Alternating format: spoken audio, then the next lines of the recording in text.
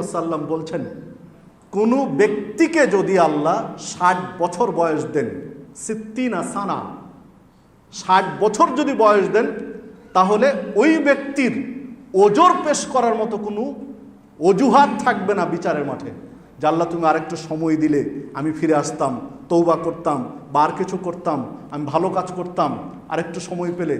এই যে ওজর পেশ করবে, এই রকম ওজর পেশ করার কোনো কারণ তার থাকবে না যদি 60 বছর বয়স আল্লাহ কাউকে দেন। তাহলে বোঝা যাচ্ছে যে 60 বছর বয়স হলো একটা গ্রহণযোগ্য বয়স। আরেকটি হাদিসে রয়েছে, সেই হাদিসও সহিহ বুখারী মুসলিমের।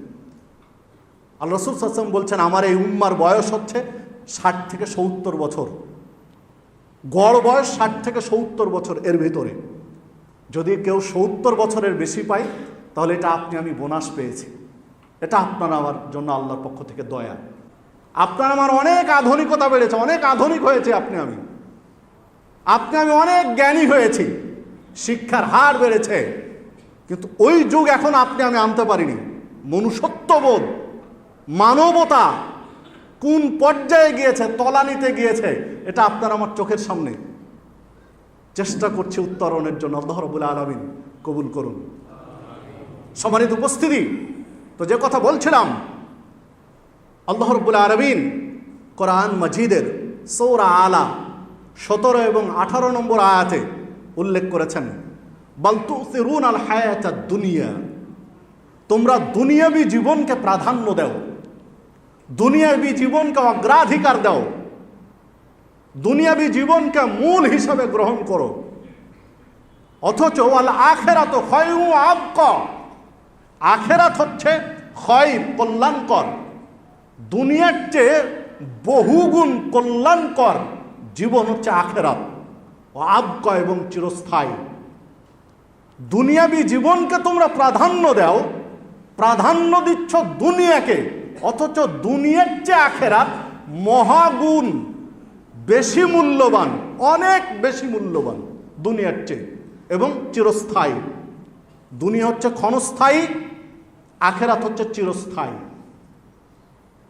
শুধু পরকালের হিসাবের, পরকালের একটা পাঠ, আখিরাতের একটা চ্যাপ্টার হচ্ছে বিচারের মাঠ, হাসরের ময়দান, আখিরাতের একটা ধাপ।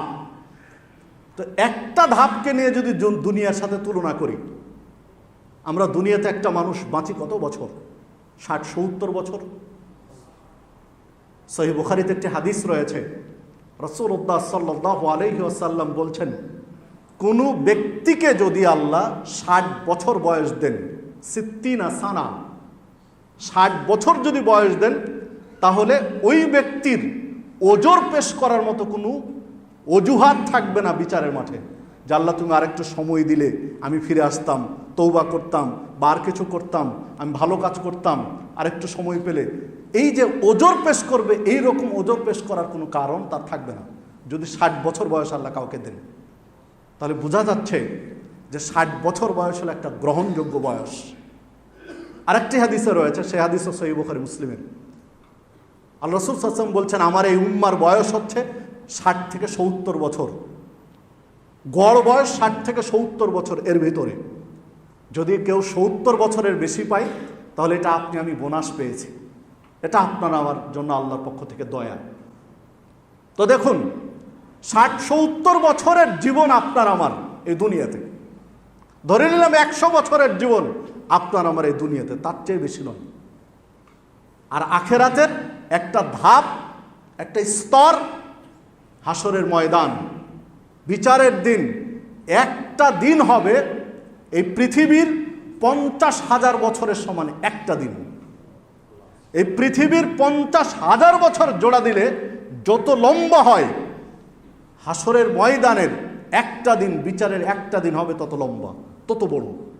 তাহলে বিচারের মাঠের 50,000 বছরের সমান একটা দিনের তুলনায় আপনার আমার এই 60 বছরের জীবন কতটুকু পার্সেন্টেজ করলে কতটুকু আসবে?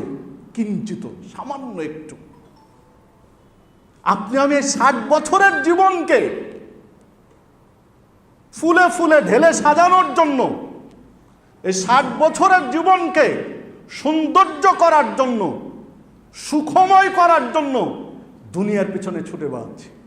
ব্যস্ত হয়ে গেছে দুনিয়া নিয়ে। অথচ আবকা চিরস্থায়ী জীবন আখিরাতের। একটা দিন বিচারের মাঠের 50,000 বছরের সময় একটা দিন পাড়ি দিব কিভাবে, এই জন্য আপনার আমার প্রস্তুতি নেই। এই জন্য যে প্রস্তুতি থাকা দরকার সেই প্রস্তুতি আপনি আমি নিতে পারিনি, ব্যর্থ হচ্ছে আপনি আমি। প্রাধান্য দিতে পারছি না যে সেই দিন কিভাবে পাড়ি দিব, সেই দিনটাকে প্রাধান্য দেই, পাচ্ছি না। দিচ্ছি কি এই দুনিয়াবী জীবনকে। আল্লাহ রাব্বুল আলামিন ওটাই স্মরণ করিয়ে দিলেন যে তোমরা দুনিয়াবী জীবনকে প্রাধান্য দিচ্ছ, অথচ আখিরাত দুনিয়ার চেয়ে কল্যাণকর এবং চিরস্থায়ী। দুনিয়ার জীবন ক্ষণস্থায়ী, আখিরাতের জীবন চিরস্থায়ী। আল্লাহ রাব্বুল আলামিন সূরা আলে ইমরান 185 নম্বর আয়াতে উল্লেখ করেছেন, ফামান যুহজিহা আনিন নার ওয়া উদখিলাল জান্নাহ। যে ব্যক্তিকে আল্লাহ রাব্বুল আলামিন জাহান্নামের আগুন থেকে রক্ষা করবেন, মুক্তি দিবেন, যাকে আল্লাহ জাহান্নাম থেকে মুক্ত করে উদখিলাল জান্নাহ, জান্নাতে প্রবেশের সুযোগ দিবেন, ফাকাদ ফাজা, ওই ব্যক্তি হচ্ছে সফল। সাফল্যময় জীবন হচ্ছে তারই। যে ব্যক্তি জাহান্নাম থেকে মুক্তি পেয়ে জান্নাতে প্রবেশের সুযোগ পাবে, সেই ব্যক্তি হচ্ছে সফল। ফাজা। ওমাল হায়াতুদ দুনিয়া ইল্লা মাতাউল গুরুর। এই দুনিয়াবী জীবন হচ্ছে ছলনাময় একটা জীবন, স্রেফ ছলনার একটা জীবন হচ্ছে দুনিয়াবী জীবন, আল্লাহ রাব্বুল আলামিন বলছেন। সম্মানিত উপস্থিতি, দেখুন কিছু গাড়ি বাড়ি, টাকা পয়সা, ব্যাংক ব্যালেন্স, এগুলো থাকলে আপনি আমি মনে করি সফল জীবন। এটাই মনে হয় আপনার আমার কাছে সফলতা। পড়াশোনা করে ভালো একটা চাকরি পাবে ছেলে, গাড়ি বাড়ি থাকবে, টাকা পয়সা থাকবে, খুব স্ট্যান্ডার্ড জীবন যাপন করবে, আমরা মনে করি ছেলেটা সফল হয়ে গেছে। সালাত পড়ে না, সিয়াম পালন করে না, যাকাত দেয় না, তাসবিহ তাহলিল করে না, দান সাদাকা করে না, হজ করে না, উমরা করে না, দিনের ধারে কাছে নেই। হয়তোবা জুমার দিন সালাত পড়ে, টাকা পয়সার মালিক, গাড়ি বাড়ি আছে বলি লোকটা সফল। ছেলে মেয়েগুলো একদম সফলভাবে মানুষ করেছে। সম্মানিত উপস্থিতি, সফলার সংজ্ঞা ভুল হচ্ছে মুসলিম হিসাবে।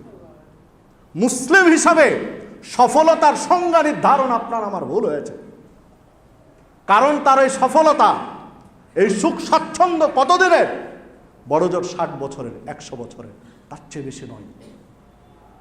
আর যে ব্যক্তি দুনিয়াতে এত সফল হতে পারেনি, আপনার আমার সফলতার সংজ্ঞায় সে প্রতিষ্ঠিত হতে পারেনি দুনিয়াতে, কিন্তু আখেরাতে সে সফল হয়েছে। বিচারের মাঠ সুন্দরভাবে পাড়ি দিচ্ছে, হাসরের ময়দান সুন্দরভাবে পাড়ি দিচ্ছে, কবরের জীবন সুন্দরভাবে পাড়ি দিচ্ছে, পুলসরাত সুন্দরভাবে পাড়ি দিচ্ছে, জান্নাতে যাওয়ার সুযোগ পাচ্ছে। ফাকাদ ফাজা, আল্লাহ বলছেন সেই সফল। দুনিয়ার সফলতা নয়। একটা মানুষকে 60 বছরের মধ্যে একদিন রাজার হালতে খাওয়ানো হলো, পড়ানো হলো, বাকি সারা জীবন তাকে কষ্টের মধ্যে রাখা হলো, তাহলে কি এটা সফলতা? 60 বছর বয়স ধরে নিলাম, তাকে 1 মাস একদম রাজার হালতে রাখা হলো। দেশের সর্বোচ্চ ব্যক্তি যে সুযোগ সুবিধা পায়, এই সুযোগ সুবিধা দেওয়া হলো 1 মাসের জন্য। বাকি 59 বছর 11 মাস তাকে কষ্টের পর কষ্ট, অসহনীয় যন্ত্রণার মধ্যে রাখা হলো, তাহলে কি ওই লোকটার জীবন সফল? যদি ওই লোকটার জীবন সফল না হয়, তাহলে হাজার হাজার বছরের কাছে, 50,000 বছরের একটা দিনের কাছে আপনার আমার এই 60 বছরের সুখের জীবনের মূল্য কতটুকু? কিছুদিন আপনি সুখে আছেন, এরপরে জাহান্নামের আগুনে জ্বলতে হচ্ছে, নানান ধরনের কষ্ট স্বীকার করতে হচ্ছে, তাহলে এটা আপনার আমার সফলতা আসে কি করে?